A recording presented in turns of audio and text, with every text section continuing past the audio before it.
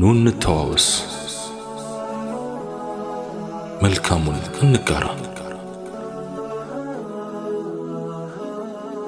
ዲናችንን እንወቅ። አለብን አደራ።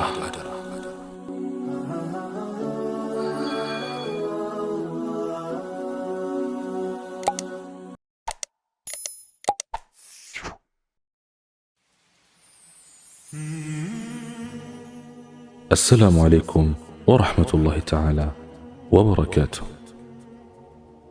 يتأجستنيان من دا اتف درب ታጋሾችንም የራሱ ምርጥ ባሮች ላደረገው አላህ ስብሓንሁ ወተዓላ ከፍ ያለ ምስጋና ይሁንለት።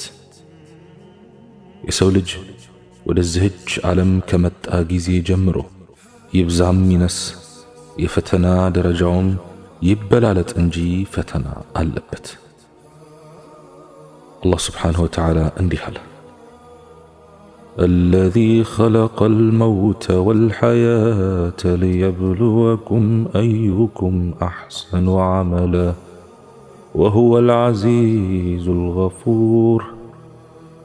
يا يتنياتشو سراو يبلت يامارا مهونون لموكراتشو موتننا هيوتن يفترنو ارسم الشنافيو مهارينو. سورة الملك أنكت قلت بليلام آية: ولنبلونكم حتى نعلم المجاهدين منكم والصابرين ونبلو أخباركم. كنانتم تعقايوچننا تعقاشوچن اسكمن ناوك وريوچاچونم اسكمن قلت درس برقت انموكراتچوالن.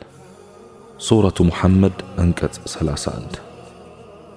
يسولج بزهج عالم لاي بهيوت اسكال درس ሁሌም ፈተና አብሮት አለ። የዱንያ ቀናትም አንድም ለኛ አልያም በእኛ ናቸው። ብልህ ሰው የዱንያ ቀናት ተራ በተራ መሆናቸውን ያውቃል። ስለሆነም ዛሬ ቀኑ ለኔ ሆኗል ብሎ በደስታ አይንጠባረርም። ሐሴቱም ከልክ አያልፍም። ቀን ከሱ ፍላጎት አንጻር ተቃራኒ ወይም አጌንስት የሆነ እንደሆነ ደግሞ ድንጋጤው ከልክ አያልፍም። ፈጽሞ ከአላህ ስብሓንሁ ወተዓላ እዝነት ተስፋ አይቆርጥም። በዱንያ ላይ በህይወት እስካለን ከሥራ ባህሪያችን ጋር በተያያዘ መልኩም ሆነ በሌላ በብዙ ፈተናዎች ውስጥ እናልፋለን። እየሰራን እንከስራለን። ከበሽታ እየተጠነቀቅን እንታመማለን። እየለፋን ውጤት ልናጣ እንችላለን። ሰዎች የዚህችን ዓለም የኑሮ ውጣ ውረድ ለማሸነፍ የህይወት መስመራቸውንም ለማቃናት ከሀገር ሀገር ይዘዋወራሉ። ከዚህ ጫፍ ወደዚያኛው ይሄዳሉ። ስራም ይለዋውጣሉ። ይህም የሚሆነው አንድም ኑሮን አልያም አየርን አልያም ሌላ ነገር ለመለወጥ በማሰብ ነው። ቢሆንም ታዲያ የቱን ያህል ቢጓዙም ከዱንያ ክልል መውጣት አይታሰብም። ሰማያዋም ምድሯም ባህሪዋም ያው ነው። በደረሱበት ሁሉ ካሰቡበት ለመድረስም መንገዱ አልጋ ባልጋ አይደለም። ሕይወት ስኬትን እንደያዘች ሁሉ ውድቀትም የጎንዮሽ ባህሪዋ ነውና አንዱን አንስታ ሌላውን መጣሏ የተለመደ ነው። መሰናክሎችን ለማለፍ ሆነ ተሳክቶልን መሰናከሉን ካለፍን ወይ ደግሞ አቅቶንም ሐሳባችን መስመር ካልያዘ ሰብር ወይም ትዕግስት በእጅጉ የሚያስፈልገን ስንቅ ሆኖ እናገኘዋለን። ስለ ሶብር ወይም ትዕግስት ከቁርአንና ከሐዲስ ከዑለማዎችም ሆነ ከሌሎች ታላላቅም ሆኑ ተራ ሰዎች ብዙ ሰምተናል። በየአጋጣሚዎችም አንብበናል፣ ተመክረናል። አስፈላጊነቱን ስለተረዳን ለሌሎች ነግረናል፣ ዘክረናል። ትልቁ ጥያቄ ግን ይህንን ለሰዎች የመከርነውን መልካም ልብስ ያማረ የሆነውን የትዕግስትን ካባ ለራሳችን እንዴት እንልበስ የሚለው ነው። በሕይወታችን ትልቅ ጠባሳ ጥለውብን የሚያልፉ አሳዛኝ ክስተቶችም ሆኑ ሌሎች ትናንሽ ሙሲባዎች በደረሱብን ጊዜ እንዴት ልናልፋቸው እንችላለን? ሰብር ወይም ትዕግስት ማለት በሕይወት ጎዳና ላይ ዘና ብለን በመጓዝ ሳለን ድንገትና ሳናስበው ማንኛውም አይነት ሙሲባ ወይም ችግር ባጋጠመን ጊዜ ውስጥን ማረጋጋት፣ ህመምንም ችሎ መዋጥ፣ የአላህንም ክፍፍልና ውዴታ ካላንዳች ውስጣዊ መቆርቆር መቀበል ብሎም ከዚህም አልፎ ለአላህ ስብሓንሁ ወተዓላ ምስጋናን ማድረስ ነው። ሰብር አድርጓል ወይም ሶብረኛ ነው ሊባል የሚችለውም ሰው ችግር ባገኘው ጊዜ አላህን ስብሓንሁ ወተዓላ ለማማረር ብሎ ከምላሱ መጥፎ ንግግር የማይወጣ በእጁም ሆነ በሌላ ነገር ራሱን ለመጉዳት የማይነሳሳ ነፍሱንም አላህ ስብሓንሁ ወተዓላ የወደደላትንና የመረጠላትን ነገር ትጠላ ዘንድ እድልና ክፍተት የማይሰጣት ነው። በተለይ ጉዳቱ ባገኘው ቅጽበት ወዲያውኑ ይህን ያደረገ ሰው በእርግጥም ከአላህ ስብሓንሁ ወተዓላ የተሰጠውን ፈተና በብቃት አለፈ። አላህንም ሆነ ሥራ ክፍፍሉን ሁሉ እውነተኛ መውደድን ወደደ። ለዚህ አይነቱ ሰው አላህ ስብሓንሁ ወተዓላ ሁኔታዎችን ቶሎ ያረግብለታል። ችግሩን ወደ ድሎት፣ ሐዘኑን ወደ ደስታ ይለውጥለታል። ከአላህ ስብሓንሁ ወተዓላ የሆነን ነገር ሁሉ የወደደ ሰው ጥቅሙ ለራሱ ነው፣ የጠላም ጉዳቱ በራሱ ነው። ሶብረኞች አላህን የወደዱ የወደደላቸውንም የወደዱ አላህም የወደዳቸው የአላህ ምርጥ ባሮች ናቸው። የዱንያ ላይ ችግሮች፣ ፈተናዎችና መከራዎች፣ በሽታዎችም ሆኑ ሌሎች እኛን የሚጎዱ የሚመስሉን ክስተቶች የፈጣሪያችን የአላህ ስብሓንሁ ወተዓላ ይሁንታ ያለባቸው ሊጎዱን ሳይሆን ሊጠቅሙን፣ ሊሰብሩን ሳይሆን ሊያሻሽሉን የመጡ ሽልማቶች ናቸው። አላወቅንበት ሆኖ ሰብር አጣን እንጂ ከሙሲባዎች የምናገኘውን ጥቅም ተገንዝበን በሆነ ኑሮ ሙሲባዎችን ባልጠላን ነበር። የአላህ ስብሓንሁ ወተዓላ መልእክተኛ ዓለይሂ ሰላቱ ወሰላም እንዲህ ይላሉ፣ አንድን ሙእሚን ችግርም ሆነ መከራ፣ በሽታም ይሁን ሐዘን፣ ሌላው ቀርቶ ሐሳብ እንኳን አያገኘውም በዚህ ባገኘው ነገር ኃጢአቱ የሚረግፍለት ቢሆን እንጂ። የሙሲባን ጥቅም የተረዱ ቀደምት ሱሐቦች ችግርን እንደ ድሎት ኑሯል፣ ሐዘንን እንደ ደስታ አጣጥሟል። አንዱ የጥበብ ሰው ሲናገር በዱንያ ላይ ሙሲባዎች ባያገኙ ኑሮ አኺራን የምንወርደው ባዶ እጃችንን ሆነን ነበር ይላል።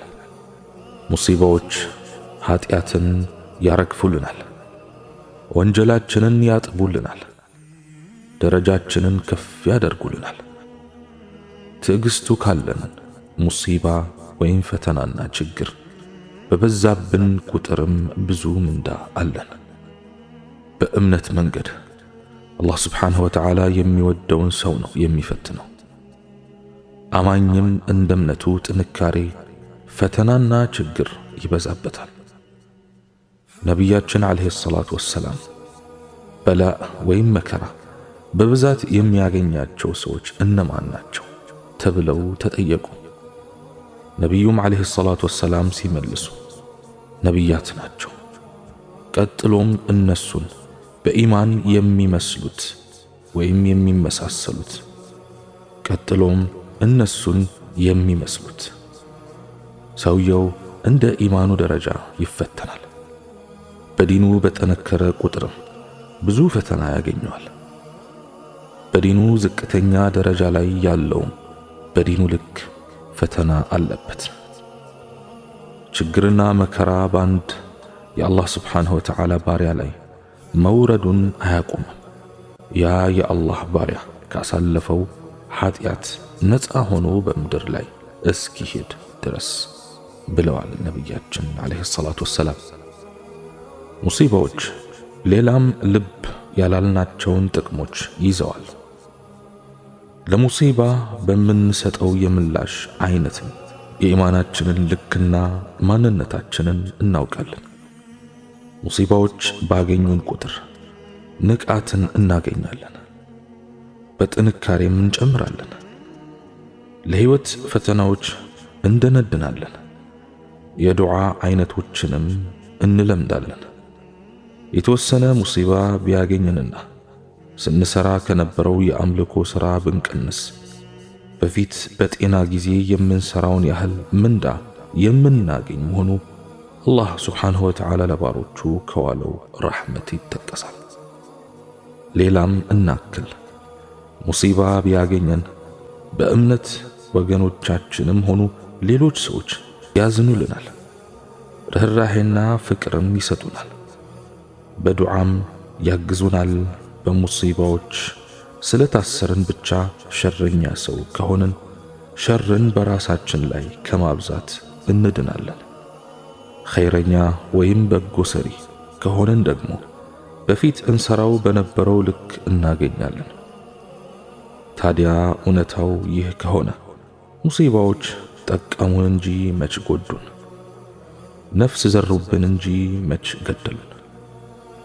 ችግራችን የሚነኩንን ችግሮች ላይ ላያቸውን እንጂ ውስጣዊ ጥቅማቸውን አናስተውልም።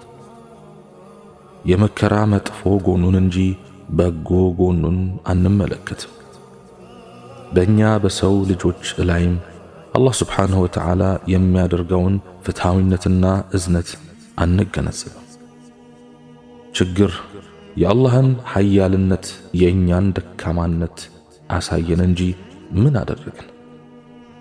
ነገሮች በአላህ እንጂ በእኛ ፈቃድ እንደማይሆኑ አብራራለን እንጂ ምን በደለን? ችግር ራሱ ምን እንደሆነ አስተማረን። ችግርን በችግረኞች ቦታ ሆነን እንድናይ እድል ሰጠን። በዚህም የሰዎች ችግር ሊገባን ቻለ። ሰብር ወይም ትዕግስት ትልቅ ዒባዳ ነው። በሰብር መታነጽ ደግሞ ትልቅ ኢማንን ይጠይቃል። ሰብር የኢማን ውጤት ነውና ይበልጥ ታጋሽ የሆነ ሰው የተሻለ ኢማን ያለው ነው ማለት ይቻላል። እምነት በውስጡ የሰረጸ ሰው የዱንያ ላይ አጠቃላይ ሙሲባዎች የእድገቱ መሰላል እድሎች፣ የአጅሩ ማስፊያና ማብዣ መንገዶች መሆኑን ያውቃል። በመሆኑም ችግሮችን አይፈራም፣ ለሙሲባዎች አይበረግግም። ችግራችን በሕይወት እስካለን ድረስ ክፉ እንዲነካን አለመፈለጋችን ነው። ችግር እንኳን ቢመጣ ሌላውን እንጂ እኛን የሚነካን አይመስለንም። ጤና፣ ድሎትና ደህንነት ለኛ፣ ችግር፣ በሽታ፣ ስደት፣ እርዛት፣ ሐዘንና ውድቀትን ለሌላ እንደተፈጠሩ አድርገን እናስባለን። ለዚህም ነው ዛሬ አንድ ችግር ሲያጋጥመን መፍትሄ ማፈላለጉን ትተን ሰማይ የተደፋብን ያህል የምንተክዘው፣ ችግርንም የሞት ያህል የምንጠላው፣ ሙሲባንም ከአደገኛ ጠላታችን ተርታ የምንመድበው። አልተረዳን ሆኖ ነው እንጂ ደስታ ከመከራ ውስጥ ይወለዳል። የተኮረኮመ በድሎት ካደገው በላይ ጥንካሬ ይኖረዋል። ሕፃን ልጅ በመቆም የሚጠነው ብዙ ወድቆ ከተነሳ በኋላ ነው። ተርበው የበሉት ምግብ ይጣፍጣል። ተጠምተው የጠጡት ውሃ ያረካል። ላብን አንጠፍጥፈው ያገኙት ገንዘብ ይጥማል። ወድቀው ተነስተው ተቸግረው ያገኙት ነገር በረከት አለው። የችግርን መጥፎ ጎኑን ብቻ አናስብ። የፈተና ጨለማ ክፍሉን ብቻ አንመልከት። ሰው በመታሰሩ የነጻነትን ጥቅም ይረዳል። በመታመሙ የጤናን ዋጋ ያውቃል። በመቸገሩ የችግረኛ ችግር ይገባዋል። የሰብር ጥቅሙም ሆነ ደረጃው ሲበዛ ትልቅ ነው። ለዚህም ነው መሰል አላህ ስብሓንሁ ወተዓላ ግዴታ ካደረገብን ከሶላት ጋር አቆራኝቶ በቁርአን ውስጥ በተደጋጋሚ ስለ ሰብር ያወሳው። እንዲህ ይላል፣ ያ አዩሃ አለዚነ አመኑ እስተዒኑ ቢሰብሪ ወሰላህ ኢነላህ መዐ አሳቢሪን። እናንተ ያመናችሁ ሆይ በመታገስና በሰላት ተረዱ፣ አላህ በእርዳታው ከታጋሾች ጋር ነውና። ሱረቱል በቀራ አንቀጽ 153። በሌላም አንቀጽ ወስተዒኑ ቢሰብሪ ወሰላቲ ወኢነሃ ለከቢረቱን ኢላ ዐለል ኻሺዒን። በትዕግስትና በሰላት ታገዙ፣ እርሷ በርግጥ አላህን በሚፈሩት ላይ ካልሆነ በቀር ከባድ ነገር ናት። ሱረቱል በቀራ አንቀጽ 45። ፈተና ገጥሞት አሊያም በዱንያ ሕይወቱ የሆነ ችግር አግኝቶት የሚያማርር፣ አላህን የሚወቅስ፣ የሚናደድና ምንም ጥቅም ላያስገኙለት ነገር ፈጣሪውንም በሰዎች ላይ የሚከስሰው መማረሩም ሆነ ወሬ ማብዛቱ ቢጎዳው እንጂ አይጠቅመው። ላጋጠመው ችግርም መፍትሄ አይሆንለትም። ችግሩም ከአንድ ወደ ሁለት ያድጋል እንጂ አይቀንስለትም። የዚህ አይነቱ ሰው መቼም ቢሆን የተሻለ ነገር አያገኝም። በአጅሩ ቁልቁል ይወርዳል። ለችግሩ መፍትሄ ያጣል፣ አላህም ይቆጣበታል። የሰው ልጅ በመናደዱ በመቆጣቱና በመማረሩ በአጠቃላይ ሰብር በማጣቱ ትርፉ አላህን ማስቆጣትና ራሱንም ሌላ ቀውስ ውስጥ መክተት ነው። ሰው ሰብር በማጣቱ ሌላ ምንም አዲስ ውጤት ላያመጣለት ነገር በአማረ ሁኔታ መታገስና ነገሮችን በውዴታ በመቀበል ፈጣሪውን በማመስገንና በማወደስ ይበልጥ ወደሱ መቅረብ ይኖርበታል። አላህ ስብሓንሁ ወተዓላ ታጋሾችን ይወዳልና።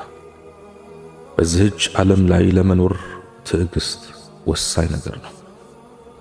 ካልሆነ የሰው ልጅ በገዛ እጁ የተሰጠውን ትንሽና አጭር ዕድሜ የባሰውኑ ያሳጥራታል።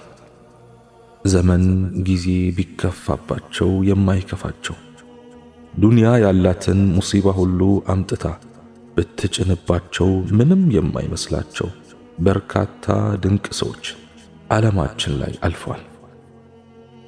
እነሱም በማንኛውም አይነት ችግር ውስጥ እጅ የማይሰጡ በዓላማቸው የሚጠኑ በመሰረታቸው መሬት የያዙ ናቸው። ዱንያ ብታሳመማቸው አይታመሙላትም፣ ብትገድላቸው አይሞቱላትም። ከአንዱ ችግር ወጥተው ሌላ ችግር ቢያገኛቸው ቀዝቃዛ ውሃ የተቸለሰባቸው ያህል የሚረኩና እንዲህም የሚሉ የሚመስሉ አሉ። ጽናት ጥንካሬን ስለማያውቅ ጊዜ እኔን ይፈትነኛል፣ ጉልበቱንም ያሳየኛል። እኔ ደግሞ በምላሹ ትዕግስት የቱን ያህል ጥንካሬ እንዳለው አሳየዋለሁ። አንቺ ዱንያ ሆይ እኔን የምትፈትኝበትና የምታዋረጅበት ተጨማሪ ነገሮች ካለሽ ግድ የለም ጨምሪልኝ። አላህ ስብሓንሁ ወተዓላ የኔ በሚላቸው ሰዎች ላይ ፈተና ያበዛል። ከተፈታኞችም ነቢያት የመጀመሪያውን ደረጃ ይይዛሉ። ነቢዩላህ አዩብ የገዛ ባለቤታቸውን ጨምሮ ሰው ሁሉ እስኪሸሻቸው ድረስ ለዓመታት በበሽታ ማቋል። በደረሰባቸው በሽታና ችግር እንዲያማርሩና አላህንም እንዲክዱ ከሸይጣን በኩል ተደጋጋሚ ጥያቄዎችና ውስወሳዎች ቢቀርብላቸውም እርሳቸው ግን በማሳፈር ነበር የመለሱት። ቀደምት ነቢያትም ሆኑ ሰለፎች፣ መልካም የእምነቱ ሰዎች የዱንያ ላይ ሕይወታቸው ከመጀመሪያ እስከ መጨረሻ በፈተናና በችግር የተሞላ ነበር። ይታመሙ፣ ይታሰሩ፣ ይራቡ፣ ይሰደዱና ይንገላቱ ነበር። አብዛኞቹ ቤትም ሆነ የሚሳፈሩት እንስሳ አልነበራቸው። የዱንያ ጸጋዎችንም አልተቋደሱም። ነገር ግን ይህች ዓለም ከነሱ በላይ ውስጣዊ ሰላምና እርካታ ያላቸውን ሰዎች ፈጽሞ አላስተናገደችም። ለአላህ ነቢያትና ለምርጥ ሰዎች ያልተመለሱ የዱንያ ላይ ሙሲባዎች እኛን አይነኩንም ብሎ ማሰብና መገመቱ ከየዋህነትም አልፎ ጅልነት ነው። ዱንያን አልፎ ከዚያ ከውዱ ሀገር ከጀነት ለመድረስ ያለው ውጣ ውረድ ቀላል አይደለም። አላህ ስብሓንሁ ወተዓላ እንዲህ አለ: أم حسبتم أن تدخلوا الجنة ولما يعلم الله الذين جاهدوا منكم ويعلم الصابرين በእውነቱ አላህ ከእናንተ እነዚያን የታገሉትን ሳያውቅ ሳይለይ ታጋሹንም ሳያውቅ ገነትን ልትገቡ አሰባችሁን? ሱረቱ አሊ ዕምራን አንቀጽ 142። ለጥቂት ጊዜ ብቻ እንታገስ፣ ትልቅ ድልን እናገኛለን። ትንሽ ሰብር እናድርግ፣ ታላቅ ስኬትን እንጎናጸፋለን። ትዕግስት ይኑረን፣ በመጨረሻም ጣፋጭ ፍሬ እንቀምሳለን። የቀደምት ሰዎችን ታሪክ መለስ ብለን እናንብብ፣ ትልቅ ትምህርት እናገኝበታለን። ረሱላችን ዓለይሂ ሰላቱ ወሰላምና ምርጥ ሱሐቦቻቸው ከተወለዱበት ቀዮ ለዓመታት ተሰደው ቆዩ። ኋላ ላይ በድል ወደ መካ ሊመለሱ የቻሉት ከ10 ዓመታት እልህ አስጨራሽ ትግልና ትዕግስት በኋላ ነበር። አንሰራርተውም 100 ዓመት ባልሞላ ጊዜ ውስጥ በታሪክ አቻ ያልተገኘለትን ኢስላማዊ መንግስት መሰረቱ። ኢማም አሕመድ ኢብኑ ሐንበል ለዓመታት በእስር ቤቱ ማቀቁ። እንኳን ሰው ዝሆንን ሊጥል በሚችል አለንጋም ተገረፉ። ከእስር ቤት ሲወጡ ግን ከአራቱ የዓለማችን የመዝሃብ ኢማሞች አንዱ ሆኑ። ኢብኑ ተይሚያ በእስር ቤት በሰበሱ። ለዓለማትም የአልጋ ቁራኛ ሆነው ከረሙ። ድነው ሲነሱ ተዝቆ የማያልቅ ዕውቀት ለዓለም ህዝቦች አበረከቱ። ከዘመናችንም ሰዎች መካከል ማንዴላ ለ27 ዓመታት በእስር ቤት ማቀቁ። ከዚያ ሲወጡ ከታላላቅ የዓለማችን የሀገር መሪዎች አንዱ ለመሆን በቁ። ታላቅ ስብዕናን የተጎናጸፉት የዓለማችን ሰዎች ከእስር ከህመምና በርካታ መከራዎች በኋላ በዚያው ተንኮታኩተውና ወድቀው አልቀሩም። ራሳቸውንም ሆነ ህዝቦቻቸውን ለታላቅ ድልና ነጻነት አብቅተዋል። ማርቲን ሉተር ኪንግ፣ ጋንዲና ሌሎችም ከነዚህ ይጠቀሳሉ። ፈተናዎች ዕድሜ ልካችንን የሚከተሉን የህይወታችን ክፍሎች ናቸው። በመሆኑም ሊደርስብን ለሚችል ሙሲባ ሁሉ የቅድሚያ ዝግጅት ልናደርግ ይገባል። የደረሰብን ሙሲባ ስለመሆኑ እንኳን መዘንጋት እስክንችል ድረስ በኢማን ልንጠነክር ያስፈልጋል። አላህ ስብሓንሁ ወተዓላ ለታጋሾች ያስቀመጠውን ምንዳ እናስብ። አላህ የብዙ ነገሮችን ምንዳ ሲገልጽ የታጋሾችን ግን ኢነማ ዩወፋ አሳቢሩነ አጅረሁም ቢገይሪ ሒሳብ፣ ታጋሾቹ ምንዳቸውን የሚሰጡት ያለ ግምት ነው ይላል በላቸው። ሱረቱ ዙመር አንቀጽ 10 ሲል ነው ቃል የገባው። ይህ የሚያመላክተን ቢኖር ታጋሾችን በምንዳ የሚስተካከል አለመኖሩን ነው።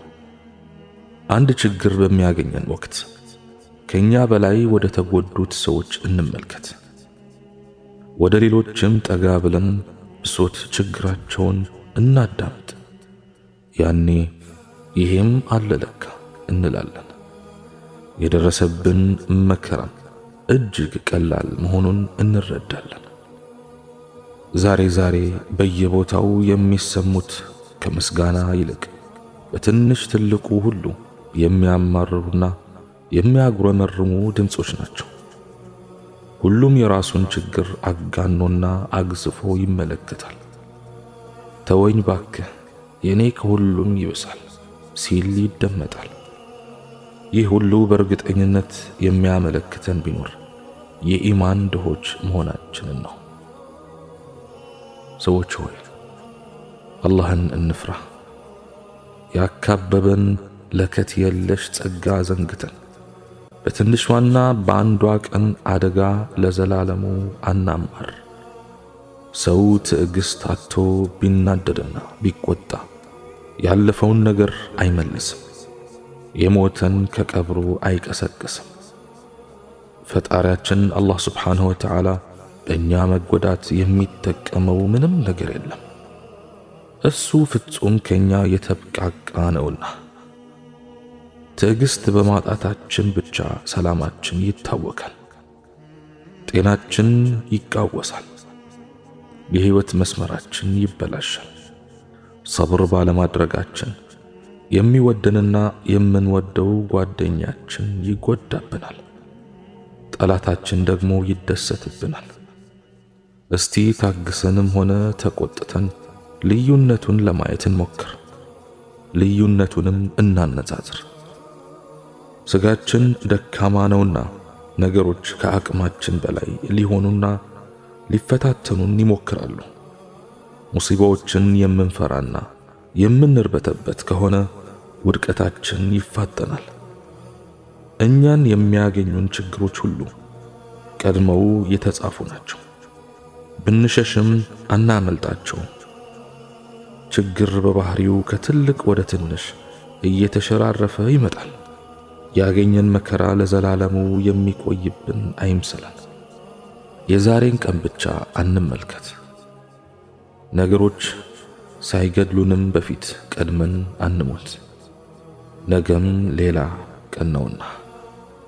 አላህ ሱብሓነሁ ወተዓላ እንዲህ አለ፣ ወለነብሉወነኩም ቢሸይኢን ሚነል ኸውፊ والجوع ونقص من الأموال والأنفس والثمرات وبشر الصابرين الذين إذا أصابتهم مصيبة قالوا إنا لله وإنا إليه راجعون أولئك عليهم صلوات من ربهم ورحمة وأولئك هم المهتدون በነገሮች ከፍርሃት ከረሃብ ከገንዘቦችም ከነፍስም በማቀናነስ በእርግጥ እንሞክራችኋለን። ሙሐመድ ሆይ ታጋሾችን አበስር። እነዚያን መከራ በነካቻቸው ጊዜ እኛ ለአላህ ነን ወደ አላህም ተመላሾች ነን የሚሉት እነዚያ እነርሱ ከጌታቸው የሆኑ ምህረቶችንና ችሮታዎችን ያገኛሉ። እነርሱም ወደ ቀጥታ መንገድ የተመሩ እነርሱ ናቸው። ሱረቱል በቀራ አንቀጽ 155። አላህ ሱብሓነሁ ወተዓላ እኔ በተናገርኩት እናንተም በሰማችሁት የምንጠቀም ያድርገን። سبحانك اللهم وبحمدك أشهد أن لا إله إلا أنت أستغفرك وأتوب إليك وآخر دعوانا أن الحمد لله رب العالمين والسلام عليكم ورحمة الله تعالى وبركاته.